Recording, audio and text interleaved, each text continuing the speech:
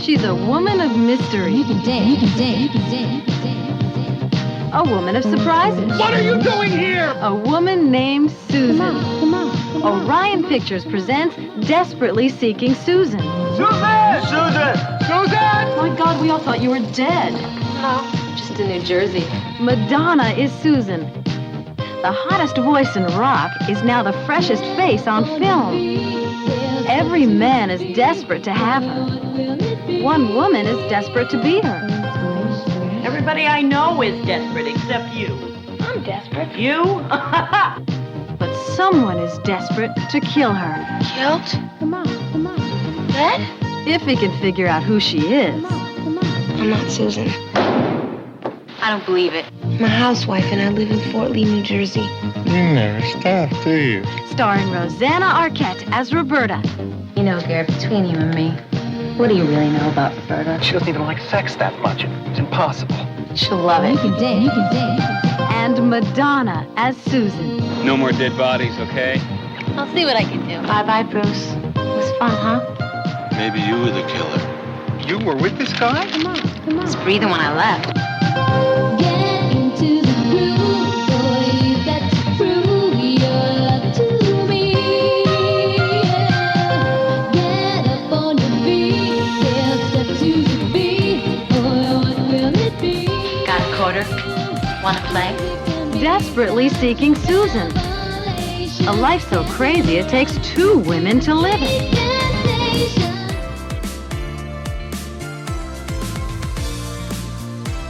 Welcome to Dorking Out. My name is Sonia Mansfield, and I'm going to take a Valium like a normal person.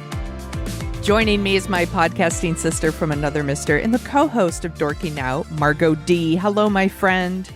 Hello, my friend. I wish I was in New York City in 1984 when they filmed this movie. It must have been so much fun. One of my questions for you was going to be like, what do you think of 80s New York in this movie? Miss it. I miss it so much. I was a teenager when they made this movie. Yep. And when Madonna became famous, it was a big deal. Big deal. Yeah. And I know I'm jumping right in, but me and my little chums, we went to see this movie and we thought it sucked because we were kids. Yeah.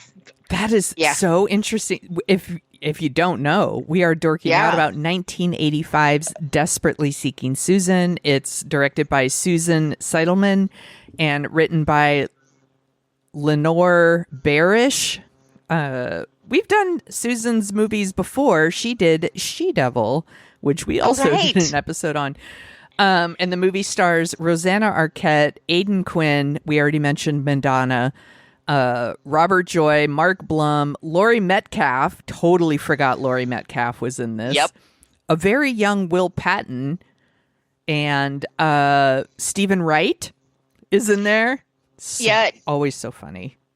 Baby John Turturro. Yep. Baby Giancarlo Esposito. Yes. Ann Magnuson. Oh, yes. So many people. And Rocket's Red Glare, who was this punk guy that my friend was friends with back in the 70s and 80s. And he's dead. He's suspected of really killing Nancy Spungen. I didn't know that. He's the cab driver that she stiffs. Oh. Anyway. You had some stuff. I have some stuff. I'm ready with stuff. Okay. First of all, I'm fascinated that you saw this and you didn't like it, because I saw it in the theater and I was obsessed with it. And on this rewatch, I was like, oh my God, I've seen this movie a lot. Like, I remembered so much of it, like beat per beat. And also the music video for Into the Groove was on MTV like every hour, and the entire video is just clips from the movie. Which I know somebody who was friends with Rosanna Arquette. Mm-hmm. And she was not happy because this was her starring role. Yeah. And Madonna was in the supporting role, which Victor mentions also in her Patreon page, that it was supposed to be like Rosanna Arquette was supposed to be the lead, and then Madonna was the side player. And literally in the middle of filming, she becomes this superstar. Yes. And it became the Madonna movie. and then they changed it to be the Madonna movie. Yeah. And wasn't happy about that, which I can't blame her. No, I mean, that makes sense to me. First of all, Rosanna Arquette looks beautiful. Gorgeous. They both are. They both are Yes. in this movie. Like, just absolutely gorgeous. And I was obsessed with both of their hair. The hair game is it has that fancy free kind of thing about it. Like, oh, this, I just put a thing there, but it was work. It was work to achieve that. And it looks amazing. I wanted it so bad, but like I had, and back in the 80s, I had like blonde hair. I had a perm, but like it was never going to happen for me. And my parents probably would have been like, what the fuck are you doing? They would have. I need to see a picture of your perm. I need it. 'Cause I can't picture it. You know what I did most of the time? I just blow dried it out and used like hot rollers and all of that. So like it basically, I look like Jessica Simpson's hair, like the big blonde, like waves. I will send you a picture. You will die. You'll have to understand. When I first met Sonia, she had pink hair. and that was rare. A pixie cut. Yeah, yes. But that was super rare because for the minute I turned 18, I dyed my hair red, and it's been red my whole life after that. But I did go through a phase where I was like, I'm going to go for pink. And maybe for like a year or two, it was pink, and now it's orange. Ginger. I guess I would be a ginger now. But I was obsessed with this movie because I was obsessed with Madonna, and I loved the way, and Rosanna Arquette, and the way they looked, and like the music, and I just thought the movie was so fun. And I didn't see a lot of movies at the time that were like comedies that had two women. Oh, I would say this as I was a dumb teenager. Yeah. No, I'm not saying like that you hate this movie now. Like when you're a kid, like I'm like, what? I'm trying to think of. There were tons of movies I watched when I was a kid where I was like, that's stupid. And you watch it now, and you're like, I was wrong. This is Margot in 1985. Yeah, my dad gets me tickets for my birthday. Because he heard from all of his friends Madonna, and she was a big star, and I wanted to go, but he didn't know. He thought I became Madonna crazy out of nowhere. It was because the Beastie Boys opened for her. I would have loved to have seen the Beastie. I saw them before. Fucking amazing, but not when they opened for Madonna. That's amazing. So I was excited to see the Beastie Boys. He thought I was there to see Madonna, so.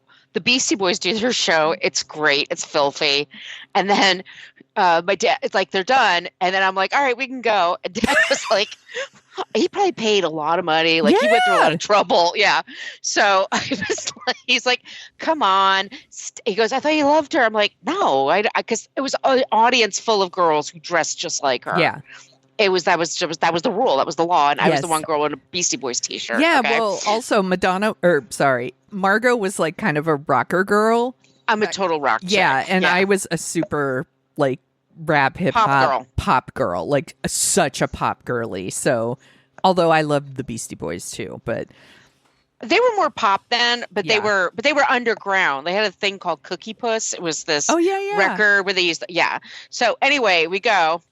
And then at intermission, I'm like, we can leave. And he's like, no, come on. He's like, look, she was just on Time magazine cover. So he's like, just watch her. She's a part of the culture. He was right. Yeah. He's like, she's part of the culture. We're already here. And by the second song, he leans over and goes, you ready to go? She wasn't very good. That is so funny. I know. And they were good seats and everything. But did you ever see her again? Yeah, I have. And she's great. And she was on time. Everybody, like, she didn't wait until midnight to go on stage. Yeah. But she was very, like, her singing wasn't very strong, and it was very loud. Yeah. And I was kind of like, I'd already see the Beastie Boys. Like, I had all my energy was like sapped from that. So even though I was a teenager, but anyway, that's my story. I saw her when on the tour for Music, for the album Music. Yeah. And it was super fun, and it was very like choreographed, and you know, she'd obviously like she had her backup singers and all that. So it's a totally different show. It was super fun. I spent a lot of money to go. Money I didn't have to go because I was working at the newspaper then. And it was a really great show. But I was all in on Madonna back in the day. I had all the cassettes. I bought the Into the Groove 45. And it was the B-side to Angel, the song Angel. So that's how you had to get. I still listen to Madonna music. So I do too. she's not my favorite. That's all. Yeah. And also it was when Madonna became famous, it's kind of like when Taylor Swift's in town, like you just see Swift everywhere. Like it's Swifties everywhere. Madonna was just, Michael Jackson, Madonna were just everywhere. Mm-hmm. Yep. And you either like rode that train or you tried to avoid it. This movie wanted to ride that train. So yes, clearly that's what they're going for. Yeah, she was on all the she was on the poster. She's the music video again. Like every hour, like it was a really big deal. She was the thing, and and she's 100% the reason I saw the movie, and really liked it. And also was like Rosanna Arquette was so insanely beautiful that. Come on. Like she is. She's gorgeous and the clothes are cool.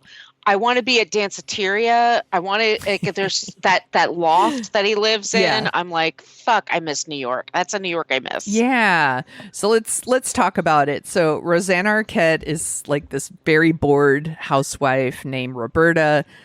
She is really into the personal ads. She's reading them all the time. And in particular, she's obsessed with this couple named Jim and Susan.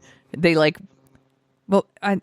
they run ads to each other in the personals to like connect whenever they're in New York. And she's just very into them. She's married to Gary, who owns like a hot tub store or whatever. Not a time machine. Gary's Oasis. You know, he's no prize. He's cheating on her, and he's super cute though. And this is one time I watched. I'm like, oh, he's really cute. He does seem very like he is cute. Like he's no Aidan Quinn, but like he's cute. No, but he's cute. I get it. And then Laurie Metcalf is her sister-in-law, and who's great. Yeah, she's so funny, and she hooks up with Stephen Wright, who's the dentist, and Stephen Wright always makes me laugh. Like he's the just cameos in here are so incredible. Deadpan. So then Rosanna Arquette again obsessed with the personal ads, and then we see Madonna as Susan, and she's taking a selfie before a selfie's even a thing. She's got the Polaroid camera, and she's taking a picture of herself, and she's hooked up with some dude. She like goes through all this shit. She steals the silverware and some ancient Egyptian artifacts like you do. She wears them as earrings and like bumps into Will Patton, who's so young. I forgot that Will Patton was ever young. Yeah. With his like bleached blonde hair. So it's like Benjamin Button's effect on him. Like for a second, you feel like, oh yeah, he was playing in his 20s. Yeah, sure. And so she splits. And then what happens? She comes back to New York because she sees the ad from Jim and Rosanna Arquette. Also, Roberta sees the ad, and she's like spying on them. Like she goes to where they're meeting up, and she's bored and nosy as fuck, which I kind of get it. Yeah, no, I'm the queen of rabbit holes. So when I get into something, I don't care where it wind up. I have to find out what it is. Yeah. So we also, this wasn't even a big deal to me back in the day, but now I love it. I love the Magic Club stuff with the friend Crystal, because of course I do. Like her glasses and like everything she's wearing. I was so obsessed with Madonna back in the day that I was like, now I'm like, I'd wear everything Crystal wears. You're Crystal. I'm 100% the glasses. Crystal. I am. So and I'm funny. Susan. You are. You are. Absolutely. Yeah. I'm going to get you one of those jackets for your birthday. That outfit she wears, that first outfit, that jacket, all of it, the hair, the jacket, the hat. She's fucking cool. Chic. She is so fucking cool. She can wear anything. Yes. She can wear anything. And that still looks fucking cool. You walk around the village in that outfit now, people would look at you like, okay. It's stupid. Like the jacket is and it's got this like tiger stripe collar, and it's got this big pyramid on the back, and then she's got the big black glasses and the hat and the rhinestone boots, and she's wearing like a black bra with like a mesh still. I was like, gorgeous. Madonna looks gorgeous in this. She's beautiful. She's so beautiful. So she like follows her to like a vintage store, and like Susan trades her cool jacket. I can't believe she trades that cool ass jacket. I can't believe she gives up that jacket. I mean, over the granted, those are cool boots. That's Margot wear right there. Like those boots. That's me. I would never wear those boots. They have heels, but if I would, totally wear the living shit out. I have boots like that. Anyway, to give up that jacket, I know. So she trades her jacket for the boots, and she's like, "Peace out," and she leaves. And then Roberta buys the jacket, and in there she finds like a picture of her. She finds a phone number. She finds a locker key, and she wants to make sure she gives it back to Susan. And I think she also just wants to meet Susan. But before all that, she like races home, and I guess she's gonna cook or some. She's like cracking a bunch of eggs, but she's wearing the jacket. I don't know. And her husband's like, "Why would you buy a used jacket? What are we poor?" I was like, what a dick. I know. He's such a dickhead. So she places an ad. Roberta places an ad in the paper and is like, "Meet me so I can return this key to you." And there's just a whole bunch of shit going on that ends up with like Susan isn't able to meet her. Roberta looks so much like Susan, and Aidan Quinn is showing up to like check on Susan. And it's this whole section, like, I think me and my little friends were being assholes, but we're just like, none of this makes sense. It's like a lot that has to kind of, what is he doing there? Yeah.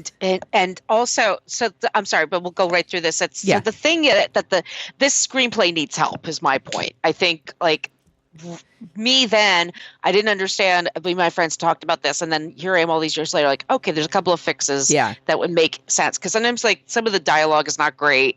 But there's this whole thing where Roberta looks so much like Susan, and Will Patton is looking for her because Susan was in a hotel with a mobster guy. Yeah, and she stole the earrings. Right. And so then the mob is looking for her, for Susan. So Susan's staying with her friend, and then Roberta comes to the city, and then Roberta and Susan are going to meet up. And then I don't know if that's the point where Susan evades the taxi cab, but which is what Madonna really did the first time she came to New York. So I do know some Madonna trivia. Yeah, you do. I do. So anyway, Roberta falls and hits her head. Yes. And then she wakes up, and all of a sudden she's like, "Oh, what am I doing here? Oh, I guess that I can't remember things." And so that was like, oh, for God's sakes, this is how they're doing it. But she loses her memory. Yes. And nobody takes her to the hospital. Correct. I guess nobody has health insurance, so maybe that's why. Her purse fell into the ocean. Yes. Which is everything is in the purse. I live like that anyway. Yeah, absolutely. It's all in the purse. So if that goes away, what do you have on you? And she does. So she has no memory. And so Aidan Quinn just takes her in. Like, she gets I'm jealous, I guess, because she gets a super hot guy who's immediately like, well, you're going to have to stay with me now. Yeah. Aidan Quinn is like a friend of Jim, and Jim has called and asked Des, that's Aidan Quinn, to check up on Susan and make sure that she's okay. So he thinks that Roberta is Susan, and Roberta can't tell him that she's not Susan because he doesn't remember. There's a lot of stuff in this movie that if someone just asks the right question, Yeah. Like, the whole movie would be avoided, which is fine. Like, that's what this is, a mistaken identity comedy. This is what they are. So you kind of have to roll with it. But yeah, there is a thing in the middle where you're like, who's that again? Why is that? Like, there's that. I also wrote in my notes that Aidan Quinn's character is not a very good projectionist. As a certified projectionist, I'm offended. I was going to ask you, how's this projectionist game? It's not very good. In fact, you should splice all those movies together so you don't have to change it one reel at a time. That's just silly, but whatever. It's just some little rinky-dink theater that plays old movies. It's actually... It was a nice theater in New York. It was actually kind of a cool theater. These are real locations, like that. The vintage shop. All of them are gone. Yeah. Like that's the. I know. Just anyway, continue. Yeah. So yeah, he shows up. He thinks that Roberta is Susan. He takes her to the train terminal to like get her stuff because they find the key and they just assume that that's her stuff. She has that amazing like suitcase that's like got skeletons all over it and very cool. And again, none of this stuff like rings any bells for her because she's not Susan. And he's like, I guess you just have to stay with me. And it's like, oh darn. What a bump. Like, seriously, this is like the hunkiest Aidan Quinn has ever been. Those like, eyes, those blue eyes. I mean, he's always Jesus. hunky. He's always hunky. He's delish. He's delish. Yeah. But like this movie for me, I mean, like 14-year-old Sonia's like, hello. No, I look. There's good things happening here. There's cute boys in here, and there's good music. It's just there's a couple of plot things, dialogue things that I'm nitpicking about. Yeah, so there's a lot of, misunderstandings. They're constantly running around between like the Magic Club and the place. Aidan Quinn's apartment, and there's a whole thing with like Gary, who is now trying to find his wife, and he somehow figured he sees the vintage clothing bag, and so he goes and he's like asking them at the store about it. He gets Susan's number, and Susan's like, meet me at this club to like talk about Roberta. And she arranges to meet him at like 10:30 at night at a club. And I just wrote, I would never go. I've been to that club. I've been there. So I was like, oh my God. I would just be like, I guess I'll never see my wife again. It's too late. And it's a club. I would never go. Oh, well, we had a good run, Roberta. That's where Madonna's like dancing to her own songs, where we get into the groove. And Gary stands out just a little bit in his tan suit. Ah, the tan suit. Oh, the tan suit. He's also a little too trusting of a stranger who's telling him all these things about his wife, but that's okay. And this is when I was like, it was really just muscle memory at that point. From that point on, I was like, oh, I've seen this a million times. Like, I know exactly where this is going. I jumped ahead because there's a whole thing where like where Roberta is staying with Aidan Quinn. Luckily, all of Susan's clothes fit her exactly perfect. Yes. And she looks amazing in them. And she goes to the Magic Club and she gets a job as the magician's assistant. And I will say this for Roberta, even with everything going on, she still shows up to the job a second time. And she actually got better. I was like, good for you, girl. Good for you. She's got skills. She should know about them. Yeah. Exactly. And there's really just a lot of like, Susan goes back to Gary's house with him and they like smoke pot and the house is so 80s. It's got like the big sunken tub with the jet, because that's what he sells. And then they've got the coffee table that has the like snack tray built in. And it's just so 80s. So Very amazing. gaudy. Very gaudy. I would be into it. Yeah. I would be so in. I love that shit. You know, I do. All the pink wallpaper and stuff. I'm like, yeah, I would do that. I'm into the 70s aesthetic. I love that too. Orange avocado. I'm like, yeah. So it's Jones. At some point, Roberta hits her head again and gets her memory back, because that's totally how amnesia works. Yes. I mean, Christ on a cracker, y'all. Like, according to all the soap operas I watched, that is totally how it works. Like, it is a time when soap operas were very popular, by the way. yes. So, okay. It's in it again, it's fine. But there's a whole thing where, like, she hits her head again and she remembers and she wakes up and she's wearing this, like, pink tulle thing because she just worked at the Magic Club, and she's carrying these birds, and the other sex workers all, how do you use the birds? I'm like, that's some kinky shit.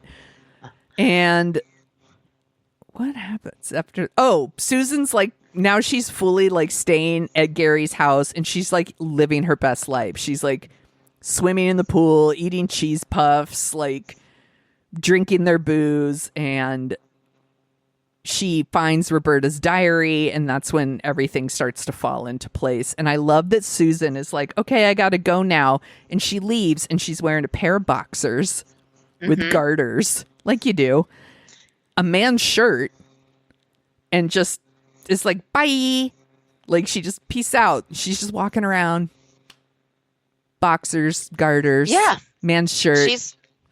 She looks great. Yeah, because she can wear whatever she wants. She goes to place a personal ad. Did you see who she passes on her way? The triplets. The three identical strangers have a cameo. If you haven't seen the documentary, go watch it. It's really, really good. Yeah, it is. But when I saw them, I was like, I know those guys.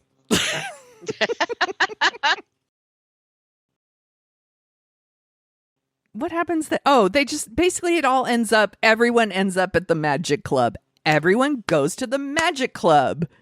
As one does in New York. As you do. They probably never been so busy to attend. Yes, exactly. Not like it's 10-minute walk from Broadway or anything. Yes. Actual shows you could see. And this is just like, it's so funny because all of it comes to a head at the Magic Club, where, by the way, again, she's gotten better at the magic act. I was like, good on you, girl. And she seems to actually really be enjoying it.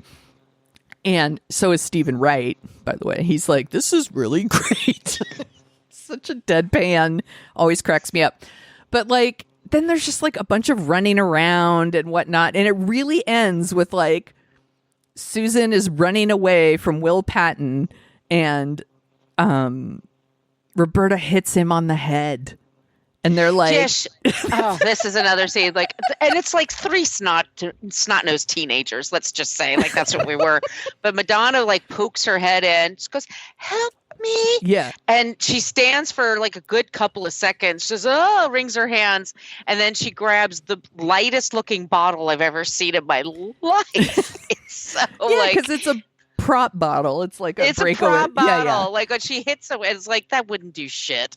But he's out. Yes. He's like manhandling her, trying to kill her. By the way, like 2 seconds. But it's such a funny like ending because it's like all of this build up, right? And it's really just like bonk.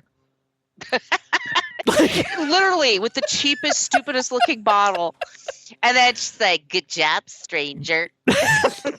Your Madonna's spot on. I'm working on it, man. So and then Roberta tells her husband, "I'm not going home with you." Yeah, she's like, "I'm not really into you anymore." And what it's so bananas to me is that he's like, come on, you're just tired. Like, dude, you're cheating on her. What do you care? Like, she's hooked up with Aidan Quinn now. She got some of that D. You think she's going back with Gary? She got Aidan D. She's got Aidan D. She's not going back to Fort Lee with you. No. Sorry, Gary. It's not happening. It's not happening. Yeah. No. So, he's like, oh, okay then. And he leaves.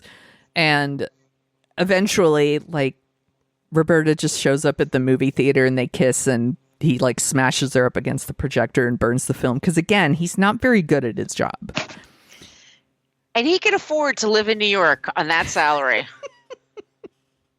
I mean, yeah, he lives in like a big lofty apartment, like right above the movie theater, I guess, because it's filled with all the films. Yeah, it's gigantic, and Yeah. they have like roof access, and it is funny that shot. It's like the rat eating from the Chinese food carton. That was funny. Oh, New York. Don't ever change.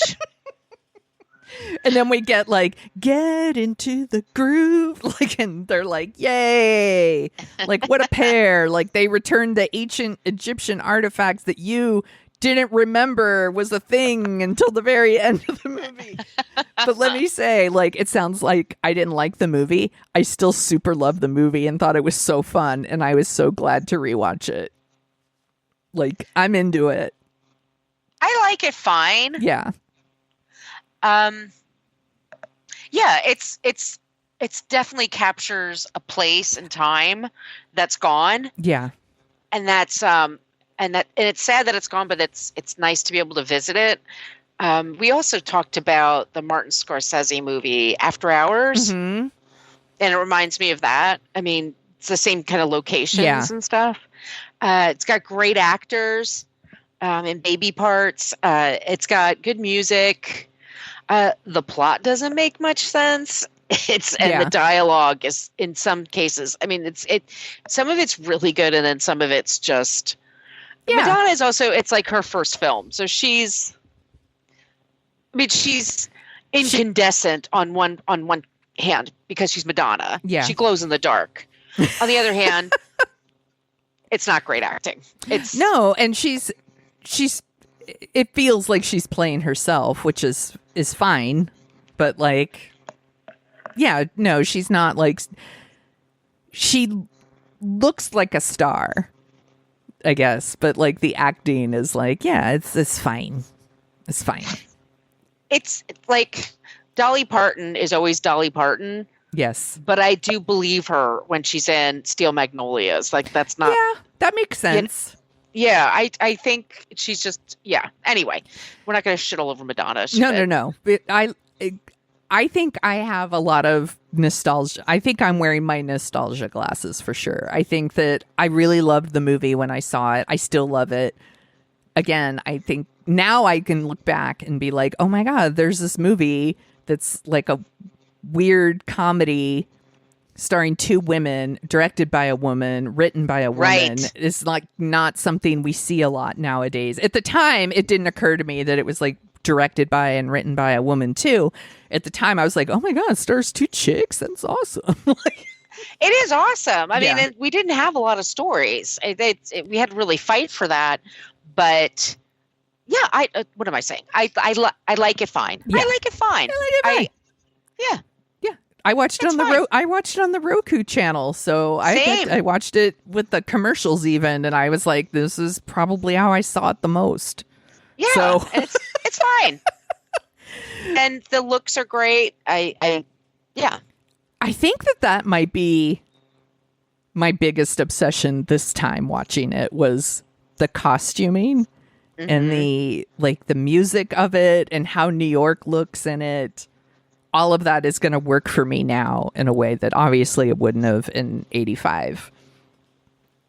Yeah. I read that Rosanna Arquette won the BAFTA award for Best Supporting Actress. And this confused me because she's the lead. She's the lead in the film. Like, the whole movie is her. It's about her, really. I mean, we do open with, and Madonna was a huge star. Let's be clear. And then I read that apparently at some point they talked about Barbara Streisand playing the Rosanna Arquette role. I don't see that. I don't see that at all. I'm kidding. I also see that Diane Keaton and Goldie Hawn were attached at some point, with Diane Keaton playing Roberta and Goldie Hawn playing Susan. The screenwriter originally had it for two women in their 30s. Yeah. And then it's an Orion picture, they were the ones that wanted to capitalize on Madonna because she was becoming a big star. Yes. Yeah. And then Bruce Willis was up for the Aidan Quinn part, and I was like, yeah, he might have been fine. He would be great. Yeah, this is like right before Moonlighting. Like Bruce Willis was adorable then, like adorable. And I think he would have brought more comedy to it. Yeah. He's really really funny. I wrote down a list of other Madonna movies. That's a good idea. Yeah, thank you. So, Vision Quest. That we talked about it. Yeah, we did a whole episode on it. That movie held up better than I thought it would.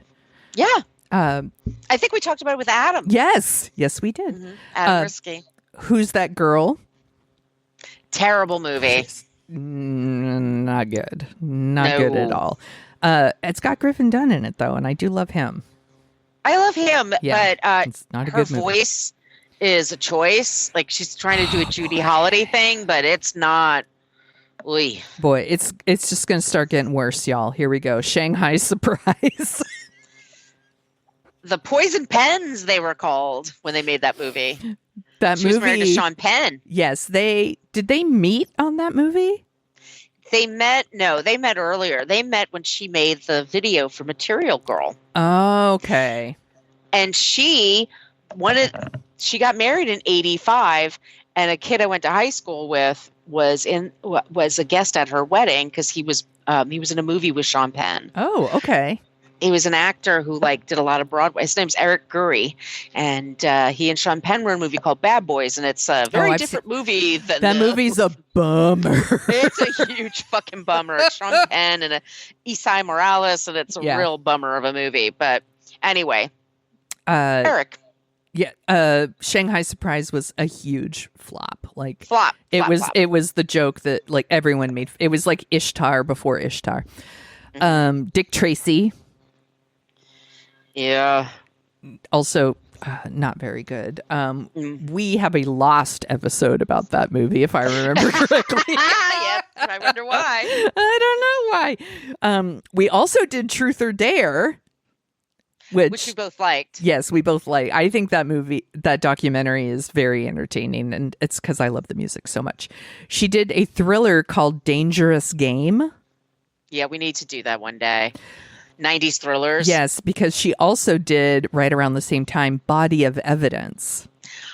Okay, I can't tell the difference between them, but one of them we have to do. One of them. Body of Evidence is the one we need to do, because that's her and Willem Dafoe. That's what I'm thinking of, with the candle. Yes. Okay, yeah. Let's move it up the list. That would be super fun. Okay, a few more movies. A League of Their Own, which we also did. Oh my God, we've done a lot of Madonna movies. Yeah. 2 more. Evita, which is a movie that some people really like. That's all I'll say. That's all I'm going to say. And then I did not see this one, Swept Away. Terrible movie. Okay. I heard it was terrible, which is why I did not see it. Horrible. Okay, good to know. Horrible. And she's terrible in it. Okay, so do you want to hear the top 10 songs for when suddenly... I kept writing Suddenly Seeking Susan because... Suddenly Susan was a sitcom in the Right, in 90s? the 90s. Yeah. 90s. Yeah, anyway, so number 10, the year Desperately Seeking Susan came out, July of 85.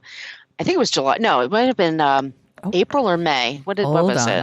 I got you. It is... You got me. March 29th. That's my birthday. It came out on your birthday. Came out on my birthday. Okay, so anyway, the number 10 song, Missing You by Diana Ross. I think that was about Marvin Gaye. That's right. Number 9, there's some classics here, y'all. Animotion, Obsession. I love that song. Such a great song. So good. I don't get tired of it. Let's see. Number 8, Tina Marie, Lover Girl. I love that song too. Fucking great song. I think Rick James produced that one. It's definitely funky. Yeah. Number 7, DeBarge, Rhythm of the Night. No, thank you. Oh, I like that song. It was a huge hit though. Yeah, it was. Number 6, I love this song, Bruce Springsteen, I'm on Fire. Yes. It's good song. Yep. Listen to the words, y'all. He's doing a thing. He's doing a thing. Men used to want their women to call them daddy. Ugh. Some people are still into that. Yeah. I'm not going to kink shame. Number 5, Madonna, Material Girl. Never heard of it. Yep. Number 4, Commodore's Night Shift. That was also about Marvin Gaye. So many songs about Marvin Gaye. I'm not really into that one. Actually, I'm not into either of those songs. But yeah, well, they're not fine. They're not bops. Yeah. Number 3, Madonna, Crazy for You. This got y'all. She was a big deal in '85. I loved that song. Loved it. Number 2, Phil Collins, One More Night. Because See, he can't wait forever. Can't wait forever. That whole album, wasn't it? No Jacket Required. Was that the name of the album? No Jacket Required. That's a great album. That song was on there. Take Me Home. Yes, Susudio. Yep. It was a bop. That Huge hit. Huge hit. And number 1, you and I had a conversation about this. USA for Africa. We are the world. Margot loves that song. It's my favorite. It's her charity ringtone. song. It's her ringtone. It's her favorite. No, she hates it. I don't like that song, and it's not because it's a long story. But we also did an episode for What a Creep about I Ain't Gonna Play Sin City, which was another song that was a charity song for South Africa. All the charity songs were such a big deal in 84, 85. Yes, there were a lot of them. Yes. And then there was Hands Across America. You remember that? God, yes. Yeah, so there's a lot of 80s stuff with charity singles. But anyway. And then we had Comic Relief. And we had Comic Relief. They didn't have a song, though. No, they didn't have a song, but I remember them doing their very popular telethons. It was on HBO, right? That's right. Mm-hmm. What else are you dorking out about, my friend? I just got, it's in my hands right now, the book Earth to Moon, and it's the Moon Unit Zappa memoir. And I'm flipping through it, and that family is fucked up and complicated. And this does not surprise me. Yeah, no. I mean, I remember Moon, when she was on MTV with her gorgeous brother, Dweezil. I had such a crush on Dweezil. Yep. He's hot. But anyway, okay, so that, and then I'm watching the Wyatt Earp documentary on Netflix. Oh, I haven't started that one yet. It's good. I mean, Tombstone's better, but it's like live action recreation. Oh, okay. I'm sorry, a recreation of the actual, like it's the deep history of it. And I thought that was enjoyable. I, of course, saw the entire convention, which I never do. Margot and I talked about this off mic. Yes. The Democratic National Convention was this week, and it was Monday, Tuesday, Wednesday, Thursday, every night from my time, 4:00 to 9:00 or something. Yeah, so, it was up until midnight, or it was 1 or 2 a.m. one of the first or second night. So I watched that all week, and then I'm trying to think of anything else that I took in. I'll definitely have a lot of more recommendations next week. Yeah. If you didn't watch the DNC, I know both of us would strongly recommend you either find the playlist or even just go on YouTube and watch the DNC roll call. I know this sounds weird. It will make you so happy. It made me fucking happy to watch it. I was at a barbecue today, and it was such the topic of conversation about the roll call, and then everyone's talking about it. Well, it's on Spotify, Oh yeah, I've been listening to it. It was just joyful. There's some great people that were featured, and so that's what I watched all week. And so I'm trying to think of other stuff to recommend to people, but I'll have better stuff next week. But that's what I got. I watched. I should say I started, because it's very long. Because I like Westerns, I started Horizon Chapter 1. That's the Kevin Costner Western that is now on HBO Max. And it's 3 hours long. So I've decided to break it up into I'm making my own series. So wait, what is it? Where is it streaming? It's on HBO Max. Oh, okay. And so I started it last night for I just watched the first hour because, again, it's 3 hours long. And it's, first of all, it looks great. Let me just say that. I've watched 1 hour. Costner has not shown up yet. Very confused about that because I thought he was the star. Also, it's brutal. It's just fucking brutal to watch. Like, I can't really recommend it because it's so fucking brutal to watch. Like, all these people, the whole thing is this, it's, in the 1800s, and people are heading to the West, and they're trying to, like, build up their towns, and these Native Americans keep showing up and, like, murdering everybody. And they're showing both sides, so it's like they're showing what's happening with the people who are trying to settle, and they're also showing the Native Americans going, like, these people are coming, and they're taking from us. Like, we need to protect ourselves. So there's, like, an interesting story going on here. Again, I'm only 1 hour in, but it's hard to watch. Like, it's a lot. It's really violent. It's really, really violent.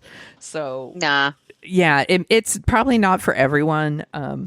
I'll tell you right now, my dad will be all about it.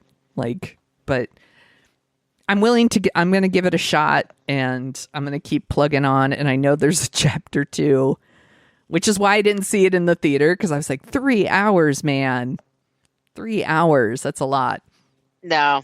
2 weeks. That's what it feels like. 2 weeks. 2 weeks. And then I also watched on Netflix the documentary about Steve McNair. It's about yes. I was watching that too. That was bumming me out, so I stopped. It's a total bummer. Yeah. I would say it's not a very satisfying conclusion to that story. So if you want a satisfying conclusion, you're not going to get it. Which is why I stopped too. I checked Google and I looked up the case and I was like, oh, I'm not going to enjoy this. Yeah. So it's well done, by the way. It's well really done. Well done. Yeah. It's absolutely well done. It flashes to, like, goes back to the past, like how he ended up on the Nashville Titans. And because he's a quarterback that, was he a quarterback? Yeah, he was a quarterback. Yeah, he was the quarterback. And we talked about, what's the Tom Hanks movie with Wilson? It's not Swept Away. Castaway. So in Castaway, it takes place in Tennessee, right? He's based in Tennessee. And when he comes back from the island, Helen Hunt describes to him that the Titans were in the Super Bowl. Yes. And that they lost it by like 1 yard or something. It's bananas. Like, when they replayed it, I was like, oh shit, that's right. And I watched, and then I brought it all back for me, like, oh my God. And I was like, those guys were just devastated because, it's your whole dream is to play the Super Bowl. Nobody wants to, But anyway. It's also about his murder is like, so it's telling story about him, but also his murder. It's like an hour long. It's pretty short.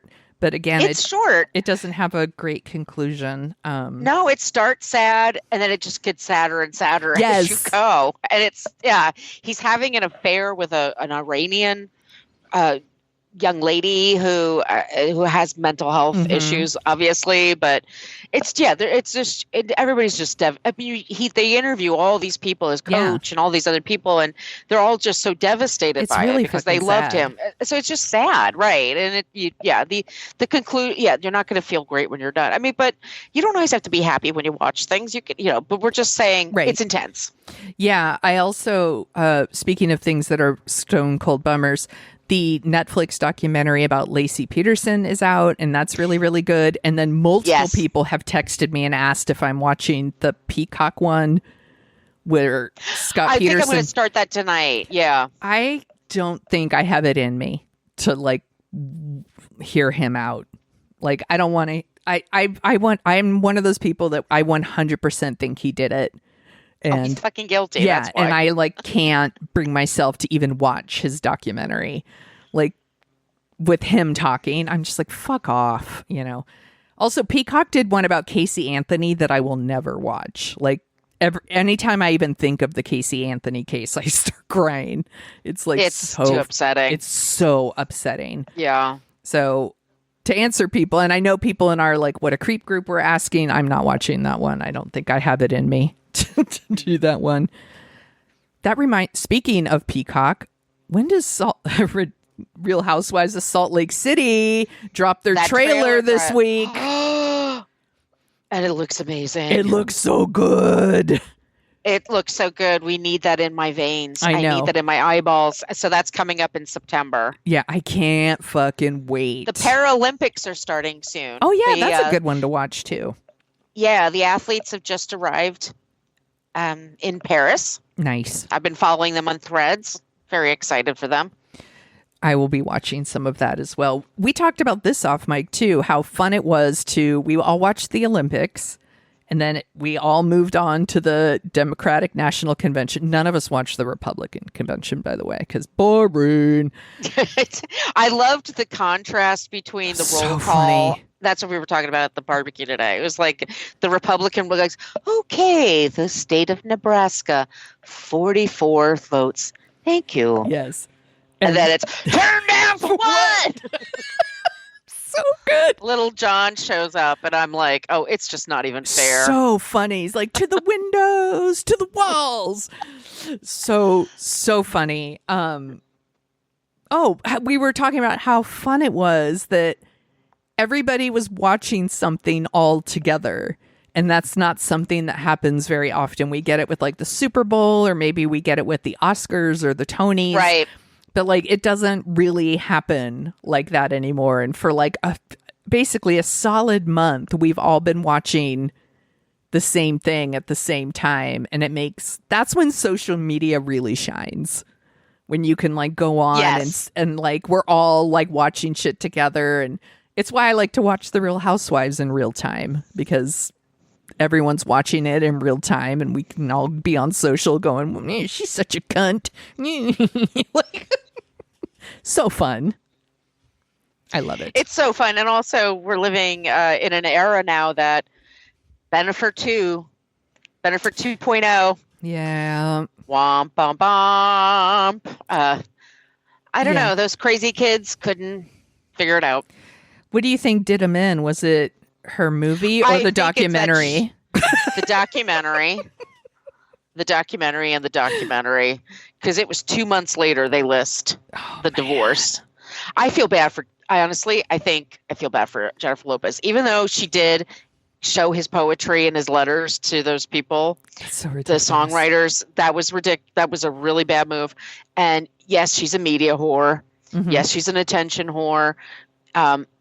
But you know what? The media loves her and the camera loves her because she's beautiful. Yeah. And, she's different. She has charisma, and she, grew up in the Bronx, and now she's a big superstar, and she wants to live like a superstar. And I think he's probably really moody. I think he knew who he was marrying. You would think he would after all this time. And this, honestly, the same for her. You would kind of think that she would also know who she was marrying, but maybe he put on a different persona for her. Maybe he's like, no, I'm into it. Let's do this. I'm sober now. Yeah. I've had some time to get over my marriage. I'm in a good place with my kids. I'm in a good place with myself. I'm in a good place in my career. You'll just, and you would think like in a perfect world, they could just be like, you do you and I'll do me. And I don't expect you to escort me to all the things if you don't like to do that. Yes. But that would have been like, he always looked miserable when he was sitting next to her. And all those things. It's like, can't she bring her favorite, dancer or choreographer or somebody, her, a buddy? Yeah. Why does he have, but she has to, I think she has to show off that she has him. Yeah. And she has to show off that they're married, they're together. Mm-hmm. Look how in love we are. Look how in love we are. And he's probably like, I don't need to prove to people. You don't need to prove to people. But look, that's what she wants. That's what she's looking for. Yeah. Will I continue to watch that documentary occasionally just for goofs? Yes, I will. You are hilarious. Yeah. There's a couple of things here. One, all the footage of her like getting out of limos and then like he's coming out after her. He looks so fucking miserable. He's like carrying a book. He looks like he would rather be anywhere else. so awful. But also, and my friend Kate texted me and she was like, I actually feel bad for them. It makes me sad that they can't make work. And I was like, valid. I was like, but also that they are kind of proof of that like old Larry Miller joke about like getting back together with your ex. It's like you drink sour milk and you're like, well, maybe this will be fresh later. And you like put it back in the fridge and take it out and do it again. Like sometimes people love each other and they just can't make it fucking work. And sad. It's super. I feel bad for them. It's very sad. And then you can think logically, like, all right, most people aren't compatible. It's tough. Yeah. It's tough to find someone. And, you'll find someone else. But then you have to, like, go through that shit all over again with a new person. Yeah. I get why people would go back to someone. Yeah, that's especially true. Someone who says that I'm new and improved. Meeting their families, figuring out. That's true. It's like, I just want to be with someone who already knows all this shit. Yeah, it's shorthand. Yeah. My sister Barbara. Oh, yeah. Okay. You know what I mean? Like, there's just, I get why. And I think they have some chemistry there. There's probably, like, good sexual chemistry or whatever. But yeah, it's just like base level. Like, I don't want to go to the Grammys. It's not that I'm not proud of you. It's just, I don't go to award shows. I don't like it. Yeah. And she should go with like her manager, Benny, who thinks, he's into that shit. Yeah. And where's Ben? He's home. He's doing this and that. Like, I don't know why he's working on a script. He's directing something. He's on set. Whatever. He doesn't have to be making there. a Dunkin' Donuts commercial. Whatever he does. Valid. Well, he's a producer. He's a writer. Yeah, he's busy. He's got other shit. There are lots of people in Hollywood who are married to people that are like, you go do that red carpet thing. I will stay home. Yep. Absolutely. And they make it work because why on earth? It's like, I don't want to go to your office Christmas party. I don't know those people.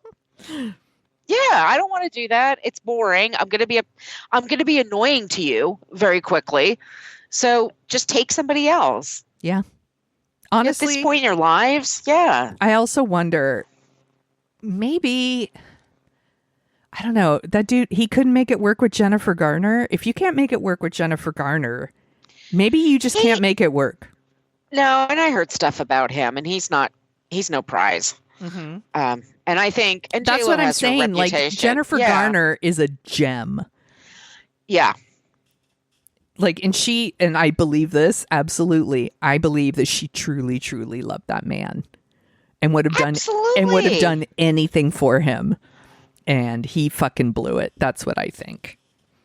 But yeah. But I'll also, I can logically look at him and J-Lo and be like, oh, that's sad. I'm sorry it didn't work out. And then the other part of me is like,